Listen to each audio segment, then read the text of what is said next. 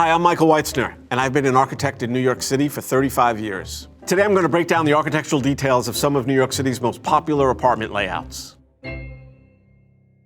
First up, the Brownstone apartment. So a brownstone is just one house in a series of row houses along the street that's actually made out of brownstone, which is a type of sandstone. So where do you find brownstones? You find them all over New York. You find them all over Brooklyn, the Upper East Side, the Upper West Side, Harlem. They were the residence of choice of developers in the mid-19th century. Let's take a look at one at 29 West 88th Street.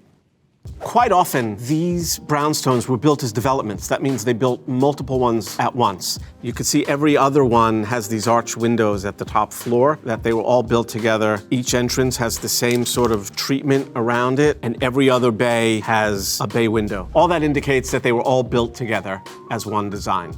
So this row of brownstones has 4 floors above grade, 1 on grade, and then there's usually a cellar below that. And typically the main entrance was on what we call the parlor floor, or 1 floor above the ground level. And there's a big stoop that leads up to it. Stoop is just a Dutch word for staircase. Servants usually entered down on the ground floor, and the family entered on what was called the parlor floor. And the parlor floor is elevated just to avoid all of the horse manure that filled the streets of mid-19th century New York. So between each individual unit is what's called a party wall, and it's much easier to see from an overhead view.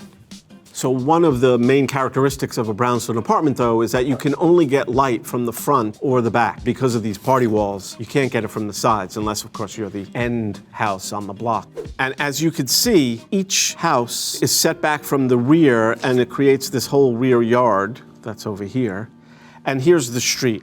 So New York City is laid out on a grid. So essentially what you have is between the avenues, you have a 200-foot block and then a 60-foot street, and then another 200-foot block and another 60 street. And so they took that 200-foot block right here, that's 200 feet, and then they took a 60-foot street, and they took that 200-foot block and they divided it in half, and they made 100-foot deep lots. And they basically divided those lots into 25-foot slivers. So that's the basic building block of a New York City block, and each one of these is 25 feet.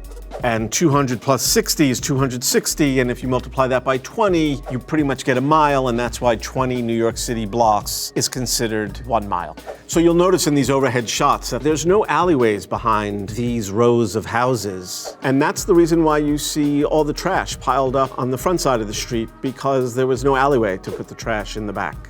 So in 1811, when they laid this out, people didn't really have that much garbage. I mean, there was a privy in the backyard, and you used nearly everything. Any food that you didn't use went to the livestock, and people didn't have nearly as much as what we all have today. So it's a common sight in New York to see these mountains of garbage along the curbs every other day of the week. And it's because we don't have alleyways. Now let's look at railroad apartments and tenement buildings. So a railroad apartment is essentially just an apartment where one room leads into the next room, like in a railroad car. You go from one car to the next. As an overhead view, you have one room leading into another room. So if this was the flat like that, there'd be one room here, and another room here, another room here. So if I'm in this room, in order to get to any other room, I've got to pass through each room if I wanted to get to the back room. Where in a typical apartment, there would be a corridor on the side, and you would circulate into each room from that corridor, like that. Okay, let's take a look at one at 39 Henry Street. Okay, this is a building that was built in the late 1800s on Henry Street on the Lower East Side. My grandmother was born in this building in 1899, and the building is still there. At that time, the street would have been filled with push carts and horses and throngs of people. Now it's just cars parked. So tenement houses were built for the lower classes, mainly for immigrant groups. So imagine in these earliest apartments having a family living in each one of these rooms. It would be very crowded, and there'd be absolutely no privacy. At a grander level, that's called enfilade, and you could see that in famous museums where you go from one gallery to the next gallery without going out into a corridor. But here, at a much smaller scale, it's how the apartments were set up, and usually there were just like 3 rooms. There was a bedroom, a kitchen, and maybe there was another room between them. Quite often it was just 2 rooms. So originally when these were built, a lot of these rooms didn't have any light and air. So light and air means natural light and operable windows to let fresh air into the rooms. A lot of these apartments had rooms with no windows at all and were inhabited by multiple families. And so obviously they were breeding grounds for disease. But at the time there were no laws about that. It wasn't until about 1901 that New York City passed a law that said you must include air in these rooms. And so they created what's called these air shafts. And if we look at an overhead shot, you could see right here that these air shafts were then included, and they're very narrow. So the air shafts added light and air to a lot of these apartments, but at the same time, they also created other problems because trash would pile up in them and stagnant water would be there, and it would create a whole other source for disease. But by inserting these air shafts, you created what's called a dumbbell plan because the shape that was left was sort of shaped like a dumbbell. So early on, an entire family of 6 or 8 people would live just in one room. And there was a famous book by Jacob Riis called How the Other Half Lives. So people's eyes were open to the sort of squalor that people were living in, and that was what prompted change. And when these apartments were built, there was no plumbing, so there were still outhouses in the backyard. And when that law was passed for the air shaft, they also insisted that you had to have a toilet in each building, and no more than 20 people could share that toilet, which is quite astounding today. A lot of these apartments, people wonder why were there bathtubs in the kitchen? And there were bathtubs in the kitchen because there was no other place to put them. The apartments were so small, they didn't have room for a proper bathroom. And so the kitchen, if it had any plumbing, already had a sink. And so it made sense that that's where the bathtub would go, next to the existing plumbing. Even today, a lot of those apartments still have that weird arrangement of plumbing. And you could see bathtubs still in some kitchens. People did all sorts of elaborate things with these bathtubs. They had these coverings so that it became more counter space, and then they would take that covering off and use it as a bathtub. So as time wore on, starting in the 1930s, conditions were so deplorable in these tenements that a new paradigm was invented, and the idea was to create these new housing projects that were built around courtyards that were filled with light and air. And the intention was to provide much healthier living for the working class people of New York City. So a lot of these tenements were just knocked down, and they built these housing projects. Today, housing projects have this terrible reputation, but that's because all the funding for them has been systematically cut off, and so they've been starved, and they have no money for basic repairs, and because of that, they deteriorate and fall apart, and people are left living in conditions that were almost as bad as the tenement apartments that they were made to replace. So railroad apartments still exist, but quite often today, bathrooms have been added to them. But because you have to walk from one room to another, privacy is really compromised. Next, the Classic 6 layout. So where do you find the Classic 6? Typically, they're found on the Upper West Side or the Upper East Side of Manhattan. They're called Classic 6s because typically there were 6 rooms. Let's look at one building called the Dartmouth at 509 Cathedral Parkway in Manhattan. We're just going to talk about this apartment here on the left. This one's actually a Classic 7, which is another typical kind of apartment. And as you can see, there's a main living room or a parlor, a separate and distinct dining room, a kitchen. Here it's 3 bedrooms and then a maid's room. And that's what makes the 7. Or you subtract one of those bedrooms and it becomes a Classic 6. You should note, though, that the kitchens are actually much smaller in these apartments originally, and that's because really only the maid used the kitchen. Most families in this station had servants, and the maid had their own room, and they were live-in, and they cooked the meals for them. The other thing you should note is the maid had her own bathroom, and then there was one bathroom shared by the rest of the family. And the other thing you should note is that they typically had very little closet space. And that's because when most of these were built, which I would say is in the 1920s, some were built a little before, some were built a little after, but the 1920s were the heyday of this type of apartment. People just had a lot less. They didn't have huge wardrobes, and they didn't have a lot of possessions, and so subsequently they didn't need nearly as much storage space. So what was really nice about these apartments is quite often they had a really gracious foyer, and then there was a corridor that led to all the rooms. Unlike a railroad apartment where you'd go from room to room to room, here you'd step out into a beautifully detailed corridor and go from room to room in your own apartment. A lot of these buildings were built before current zoning laws, where today windows facing one another like this would have to be 30 feet apart. Here it appears it's less than 20, which makes the rooms down at the end of these courtyards somewhat dark, especially if you're on a lower floor. But again, today it would be much wider and they'd be much brighter. So what prompted these buildings actually, or what helped prompt these buildings was the invention of the elevator. So all of a sudden it became worthwhile to build multi-unit apartment buildings on 10 or 12 stories high. And without the elevator, they couldn't have done that. Before that, the highest you could go was 6 stories with a walk up. And now, once the elevator was invented, you could go up as high as you need to be, but typically they built 10 to 15 stories. I mean, this was a new style of living that sort of the Dakota helped bring about, and elevators were part of that new style, and that technology was instrumental in creating this new style of living. So here's a view of the exterior of the Dartmouth, and you could see that narrow courtyard that we were talking about before, and how those windows would be kind of dark because of the shadow. The other thing you might want to notice is that the air conditioning units, which is also a ubiquitous thing in New York City apartment living, because these apartments were so old, there was no air conditioning yet. And so in a modern apartment now, there's usually a unit under your window, like in a hotel, where you could heat and cool from the same unit.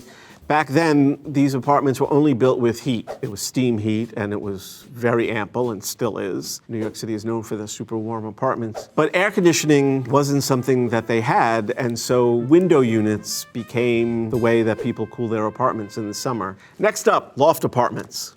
So loft apartments really started in Soho, which means south of Houston Street in Manhattan. So essentially, loft apartments are just wide open spaces with really big windows. Originally, all these loft apartments were actually manufacturing spaces. As manufacturing moved out of Manhattan, these spaces were empty, and landlords didn't know what to do with them. And artists started moving in because they were like, hey, these spaces are great for making art. They're big, they're filled with light. What could be better? They're rough. I don't have to worry about keeping it clean. And so landlords were happy to have the artists come in and move in because they were at least collecting some rent on what was before just vacant and empty spaces. A lot of them were done in these beautiful old cast iron buildings which were built in the late 1800s. Cast iron was a new technology at the time, and it allowed you to make these really big windows. You could see the technology had changed, and now we have big sheets of glass, and it created these beautiful light-filled spaces. So here's a great example of one of these lofts. This is a building that was owned by the famous artist and critic Donald Judd. And you could see it's a cast iron building with these really nice big windows letting light into all these floors. So these artists moved into these spaces because these spaces became available at the same time that art and paintings were getting bigger and bigger. No longer were people just doing easel paintings. Now they were doing these big wall paintings, and these spaces were perfect for that. And so these artists started fixing all these spaces up and putting in plumbing and putting in heating. Eventually, they lobbied Albany to change the laws to allow people to live in these areas that were originally zoned for manufacturing. And you actually had to register with the state as an artist in residence to be able to live there. And then they would actually have a sign out front that said AIR, which meant artist in residence. And so the firemen would know that people were actually living there in case there was a fire in the building. All these artists made all these great living spaces, and then all these galleries moved in to show the art that these artists were creating, and it became this great, vibrant arts community. But then, as soon as that happened, people with much greater wealth started to move in and buy these lofts because they were such great spaces to live in. And eventually that pushed all the artists out, and they could no longer afford to live in these spaces. And the whole neighborhood changed almost overnight. All those galleries just got up and moved in the early 90s and went to Chelsea. And so what's left in Soho now is just a lot of really wealthy people and very fancy shops instead of the galleries and bookstores that used to be on all the streets there. So the exteriors are still intact, and they still are beautiful, filled with all these cast iron and industrial looking buildings, but what happens inside them is now completely different. Currently, the city is talking about rezoning yet again Soho to allow more inclusive, affordable housing and new buildings. And the people who live there are against it for a variety of reasons.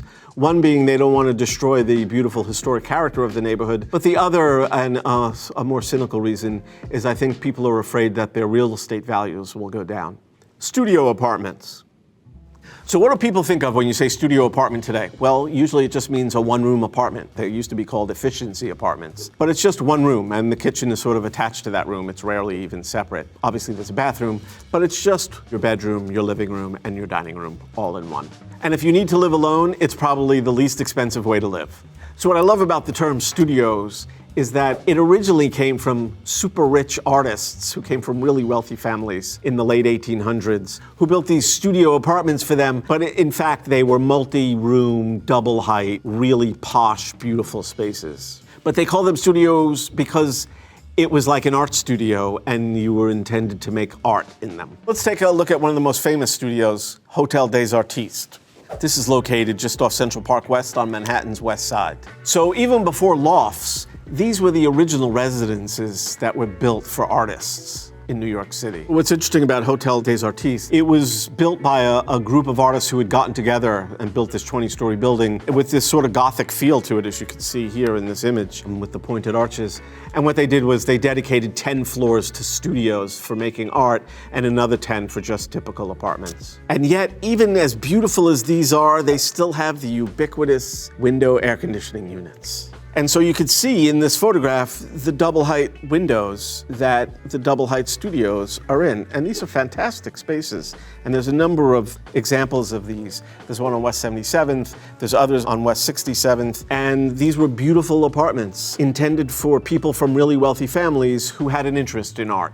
And then over time, the real estate industry took that term, because it had this certain romantic flavor to it, and applied it to one-room apartments because it had this very bohemian feel that the one-room studio that artists inhabited could be similar. But the one-room studios that the real estate industry were describing were actually in much more modern buildings that had much lower ceilings. They were just a single room of just a few hundred square feet. They weren't anything compared to the original studio apartments that were built in New York City. So today, studio apartments aren't nearly as grand as what they started out as, but they're still a very efficient way to live. So there you go. Those are some of the most popular apartment types in New York City and how they came to be and how they shape the way we live today.